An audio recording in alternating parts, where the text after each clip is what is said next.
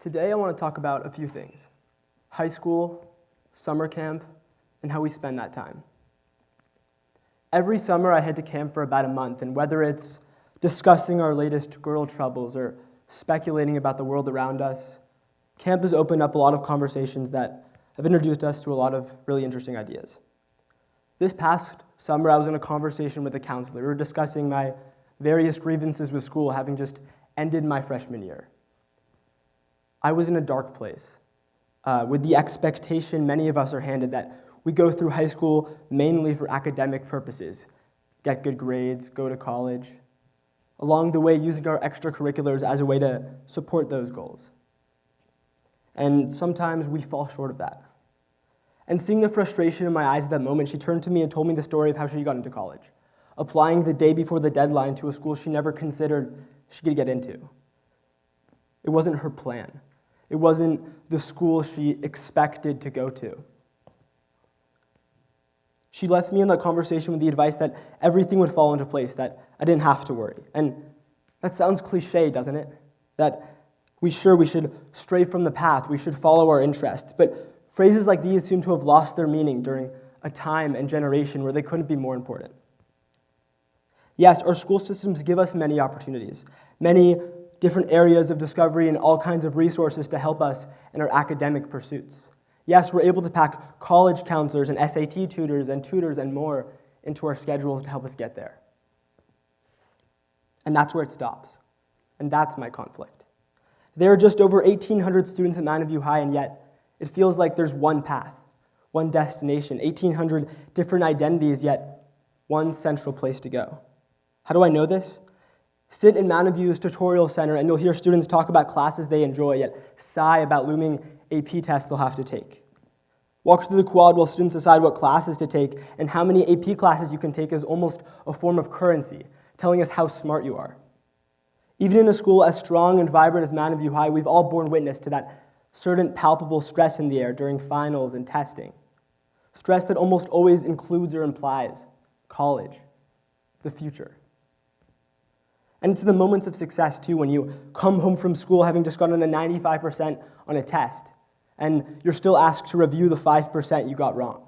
Or when what your teachers and parents and grades say is success really just felt like a piece of busy work.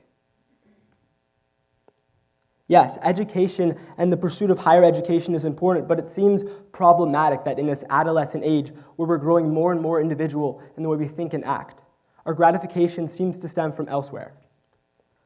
Some of the frustrations we face regarding conformity are explained by psychology. When we're young kids, we like to play around, we like to discover new things. When I was a kid, I liked to play with a vacuum cleaner.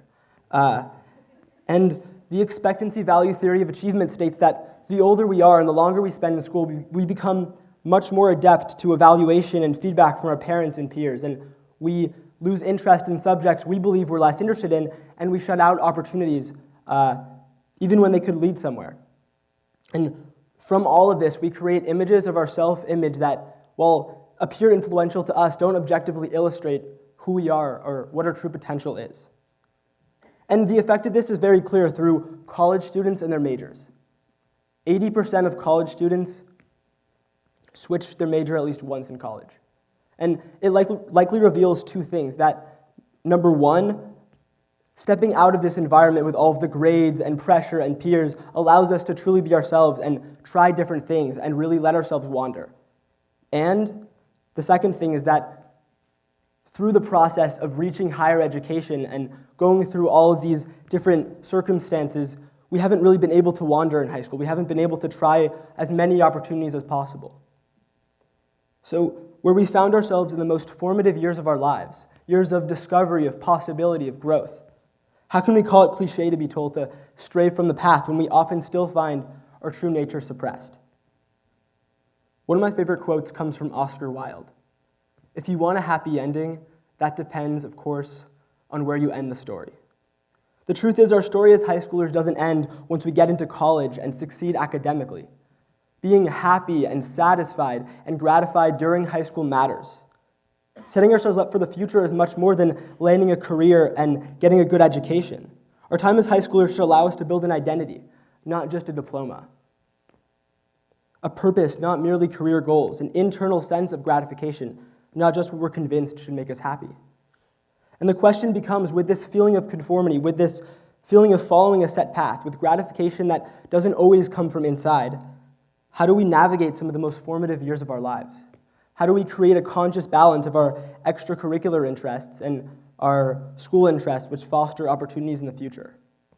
Though I think this topic is extremely nuanced, when I think about these questions, I think back to a different counselor, a different idea I heard at my camp last summer. A different counselor, when giving a speech on his own internal nagging in regards to the path he was supposed to follow, said, that's not the way it has to be, that it's our obligation to use the resources we have and follow the path wherever it takes us, not the person next to us. We need to be wanderers, he said. And at first, it seems too easy.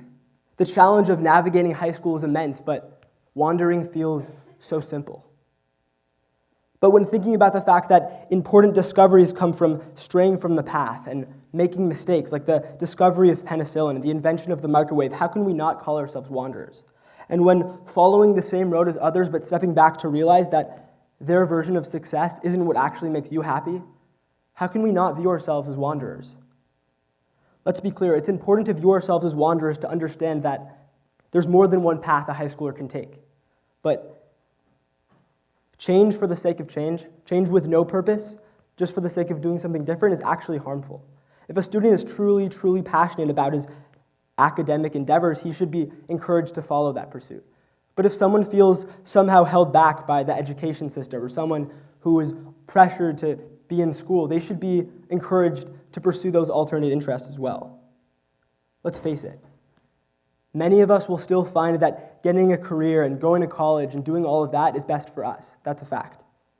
But that should be the result of our wandering, not the goal from the beginning. Our job is to endeavor endlessly in experiencing everything that we can. We need to take in the opportunities that yield us growth, not because they'll look good on an application down the line, but because they look good to us. In doing so, the extracurriculars and sports and youth groups we're a part of shouldn't be merely viewed as extra. They should be priorities alongside our school endeavors.